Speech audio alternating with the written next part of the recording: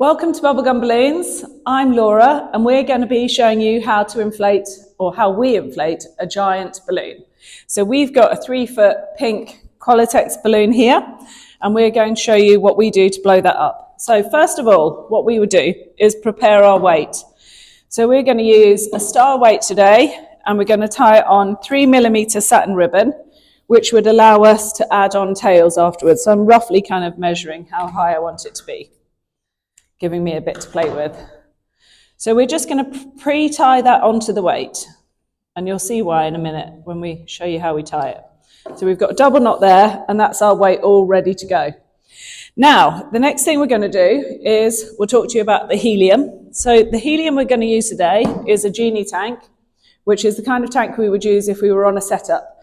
And we've got a 60-40 valve here.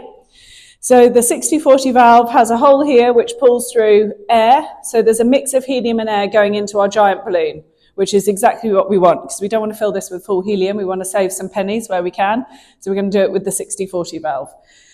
Now the next thing we want to do is we're going to measure a space, the space that we need to fill it up to. So I want to fill this balloon to 70 centimetres because that's what we do at Bubblegum Balloons. We do 70 centimetres. We've done 70 centimetres for as long as I can remember, which means that the balloons stay quite robust. They're not full size, which can often leave them a bit too fragile in our minds for what we use them for. So 70 centimetres is a nice big size. So we've got our space that we're going to inflate it to. So we're just going to put the neck of the balloon over the valve and pull that up.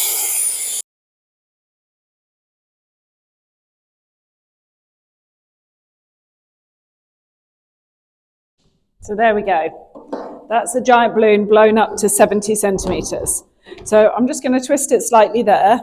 And what we're going to do is tie this directly onto the line. So we've got our ribbon here. I'm going to put the ribbon there and hold it with my thumb. Then I'm going to change hands. So I've now got the neck of the balloon and the ribbon pincer between those two fingers. And the balloon is just coming across my thumb.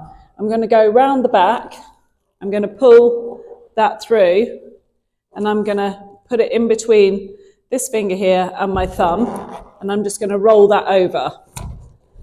And what we've done there is roll that over so that the ribbon is tied into the knot.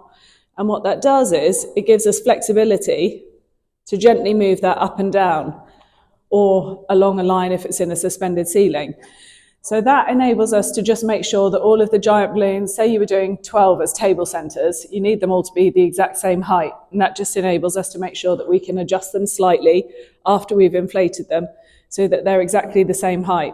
Now, if you're happy with everything, we'd always just tie that in a double knot. Honestly, the amount of knots we do to just make sure that that's secure and that's in the position that you want it to be. So that is how we tie a giant balloon. Thank you very much for watching. Good luck.